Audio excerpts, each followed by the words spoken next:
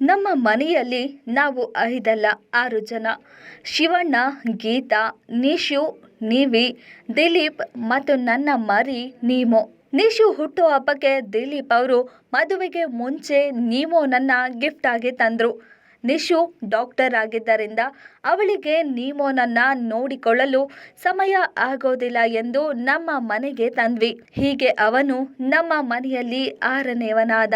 Thanks Dilip for bringing him to our life. ಎಲ್ಲರೂ ಅವರ pet ಹಿಂದೆ ಓಡಾಡ್ತಾ ಇರ್ತಾರೆ, ಆದ್ರೆ ನೀಮೋ ಯಾವಾಗ್ಲೂ ನನ್ನ ಹಿಂದೆ. ನಾನು ಕಿಚನ್ನಲ್ಲಿ ಇರುವಾಗ ಅಥವಾ ಮನೆಯಲ್ಲಿ ಎಲ್ಲೇ ಹೋದ್ರೂ ಅವನು ಯಾವಾಗಲೂ ನನ್ನ ಹಿಂದೆ. ನನ್ನ ಕೆಲಸ ಮುಗಿಯುವುದು ಎಷ್ಟೇ ಹೊತ್ತಾದರೂ ಅವನು ಮಾತ್ರ ನನ್ನ ಹಿಂದೆ. ಶಿವಣ್ಣ ಅವರ ಕಾಲ ಬಳಿ ಅಂಟಿಕೊಂಡು ಆಂಗಲ್ ಅಡ್ಜಸ್ಟ್ ಮಾಡಿಕೊಂಡು ನನ್ನ ಮುಖ ಕಾಣೋ ಹಾಗೆ ಕೂರ್ತಿದ್ದ ನೀಮೋ. ನೀಮೋ ನನ್ನ ಜೀವನದ ಭಾಗ. ನೀಮೋ, ಗೀತಾ ಇಬ್ಬರಲ್ಲ, ನಾವಿಬ್ಬರು ಒಂದೇ. ಅವನು ಬೆಳೆಯುವಾಗ ಅವನು ಎಷ್ಟೇ ದೊಡ್ಡವನಾದ್ರೂ ಮಗುವಿನಂತೆ ಆರೈಕೆ ಮಾಡಿ ಅವನ ಊಟ ತಿಂಡಿ, ಅವನಿಗೆ ಜ್ವರ ಬಂದರೆ ತಕ್ಷಣ ಟ್ರೀಟ್ಮೆಂಟ್, ಅದಾದ ಮೇಲೆ ಅವನಿಗೆ ಕರೆಕ್ಟ್ ಟೈಮಿಗೆ ಮೆಡಿಸನ್, ಹೀಗೆ ತುಂಬ ಕಾಳಜಿಯಿಂದ ನೋಡಿಕೊಂಡಿದ್ದು ನೀವಿ. ಈಗ ಈ ಮರಿ ನಮ್ಮನ್ನೆಲ್ಲ ಬಿಟ್ಟು ದೇವರ ಹತ್ತಿರ ಹೋದ. ನನ್ನ ಮರಿ ನಾನು ಅಮೆರಿಕಾಗೆ ಬಂದ ಮೇಲೆ ನನ್ನನ್ನು ಬಿಟ್ಟು ಹೋದ. ಅವನ ನಿಸ್ವಾರ್ಥ ಪ್ರೀತಿ ಯಾರಿಂದಲೂ ತುಂಬಲು ಸಾಧ್ಯವಾಗಲ್ಲ. ನಾವು ಅಮೆರಿಕಾಗೆ ಬಂದ ಮೇಲೇನೆ ಅವನು ಹೊರಡಬೇಕು ಎಂದು ಅವನು ಡಿಸೈಡ್ ಮಾಡಿದ್ದ ಅನ್ಸುತ್ತೆ. ಊಟ ಮಾಡುವಾಗ ನಿಶು ಚೇರ್ ಹಿಂದೆ, ಆಮೇಲೆ ನಿವಿ ಜೊತೆಗೆ ಮಲಗುತ್ತಿದ್ದು ನಮ್ಮ ಜೊತೆಗೆ. ಈಗ 1 ತಿಂಗಳಿಂದ ರಾತ್ರಿ ಶಿವಣ್ಣನಿಗೆ ಅಂಟಿಕೊಂಡು ಮಲಗುತ್ತಿದ್ದ. ಮೊದಲೆಲ್ಲ ಅವನು ಹೀಗೆ ಮಾಡಿದವನಲ್ಲ. ನಿನ್ನೆ ಮಾತನಾಡುವಾಗ ನಿವಿ ಅವನಿಗೆ ಪಪ್ಪನಿಗೆ ಏನೋ ಆಗ್ತಾ ಇತ್ತು ಅಂತ ಗೊತ್ತಿತ್ತು ಅನ್ಸತ್ತೆ, ಅದಕ್ಕೆ ಹಾಗೆ ಮಲಗುತ್ತಿದ್ದ ಅಂದಳು. ನನಗೂ ಹಾಗೆ ಅನ್ನಿಸಿತ್ತು.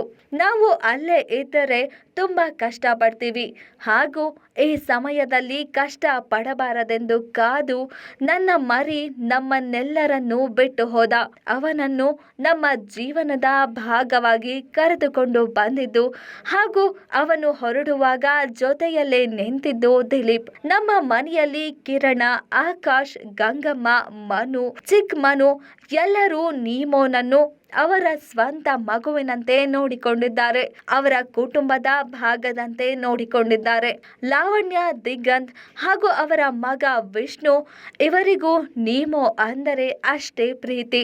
ವಿಷ್ಣು ಮತ್ತು ನೀಮೋ ಆಟ ಆಡುವಾಗ ಅಥವಾ ವಿಷ್ಣು ಅವನ ಬಳಿ ಮಾತನಾಡೋದು ಈಗಲೂ ಕಣ್ಣಿಗೆ ಕಟ್ಟಿದಂತಿದೆ. ನೀಮೋ ಸದಾ ನಮ್ಮೊಳಗಿದ್ದಾನೆ, ನನ್ನೊಳಗಿದ್ದಾನೆ, ಯಾವಾಗಲೂ ಇರ್ತಾನೆ.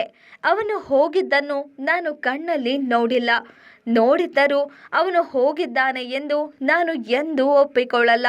ಪ್ರಾಣಿಗಳು ನಮ್ಮನ್ನು ಬಿಟ್ಟು ಹೋಗುವಾಗ ನಮ್ಮ ನೋವನ್ನು ಅವರ ಜೊತೆಯಲ್ಲಿ ತೆಗೆದುಕೊಂಡು ಹೋಗ್ತಾರಂತೆ. ನನ್ನ ನೀಮೋ ಶಿವಣ್ಣನಿಗೆ ಇದ್ದ ನೋವನ್ನ ಶಾಶ್ವತವಾಗಿ ತಗೊಂಡಿದ್ದಾನೆ. Love you Nemo. Guarantee news, ಸುದ್ದಿ ಖಚಿತ, ನ್ಯಾಯ ನಿಶ್ಚಿತ.